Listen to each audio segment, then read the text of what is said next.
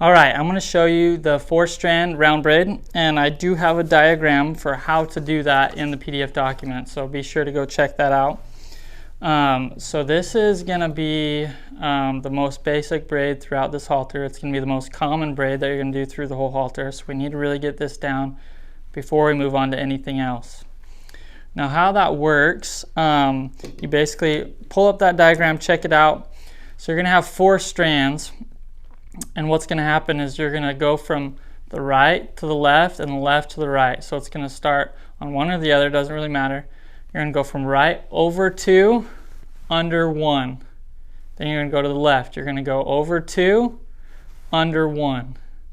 Then you go to the right. You're going to go over 2, under 1. And it's going to be repeat over and over and over again. So I'm going to show you how that's done. Also, go look at the PDF, the instructions, how to. It'll show that a little bit better, but I'm going to zoom in here in a second as well, and so you can see.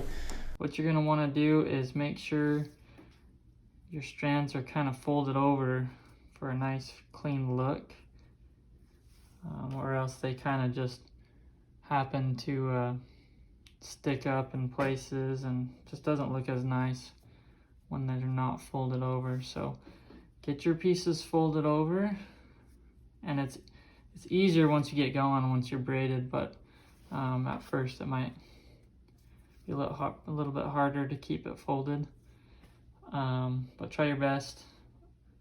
And so how you do the 4-strand round braid is you're going to start from the right side, and you're going to want to go over 2, so 1, 2, with your right one, 1 and 2. And then you're going to come back underneath in between them. Okay, now we're going to go from the left. We're going to do the same thing. We're going to go over 1, over 2, and then back in between.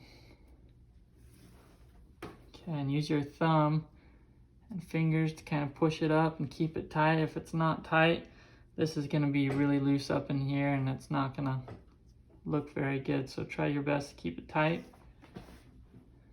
Okay, we're going to go back to the right.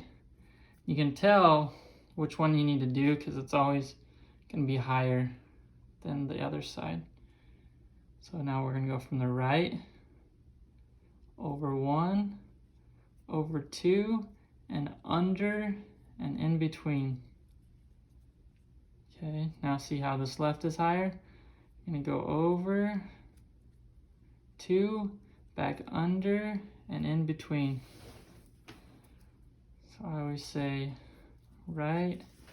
So you're going to go right to left, and left to right. So right over 2, under 1.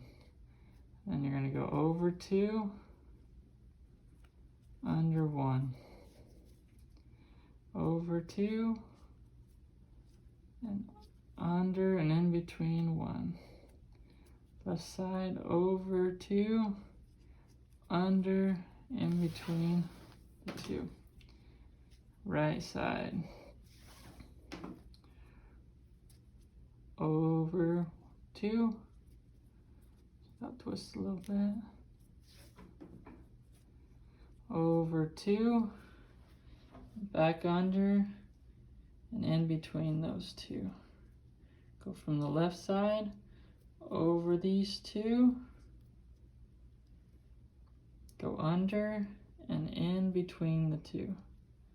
Okay, as you can tell again, we need to do the right side now because it's higher.